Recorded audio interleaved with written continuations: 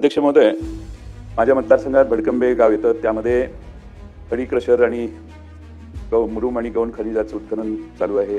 त्याचा प्रचंड त्रास गावकऱ्यांना होतोय आणि त्यामुळं ग्रामपंचायत भडकंबे यांनी ग्रामसभेमध्ये आणि ग्रामपंचायतीच्या मध्ये ठराव करून या दोन्ही क्रशरना चालण्यास बंद करावे असा एक मतानं ठराव केला. तर एकदा ग्रामपंचायतीने दिलेली ना हरकत रद्द करता येत नाही इथपर्यंत ठीक आहे, परंतु जर सर्वच नियमांचं अटींचं बंधन न ठेवता जर क्रशर चालू असेल तर त्यामध्ये ग्रामपंचायतीने सांगितलेलं आहे की रात्री अपरात्री दिवस उगवल्यानंतर आणि सूर्यास्त होण्यापूर्वी करायची वाहतूक, पण रात्री अपरात्री 2 वाजता 3 वाजता वाहतूक होते.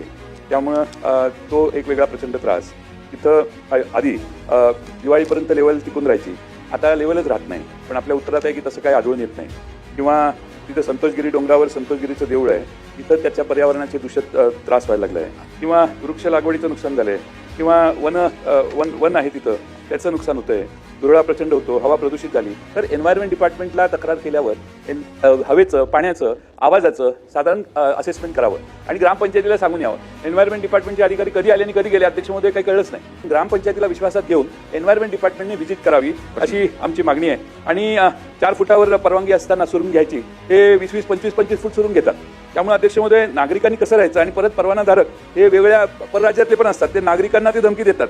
त्यामुळे तक्रारी अर्जही लोकांनी केलेले आहेत. त्यामुळे अध्यक्ष महोदय सगळा रस्ता तर इतका खराब झालेला आहे की मीच पूर्वी केलेला होता. त्यामुळे अध्यक्ष महोदय रस्त्याची वाट लागली आणि म्हणून गावकऱ्यांची मागणी हे दोन्ही हे बंद व्हावेत. बंद होण्याची प्रोसिजर आहे आणि म्हणून एन्व्हायरमेंट डिपार्टमेंट त्या ठिकाणी ग्रामपंचायतीला विश्वासात घेऊन यावं आणि मग ग्रामपंचायत बाकीच्या सगळ्या गोष्टी त्यांना निदर्शनाला एवढी आमची मागणी.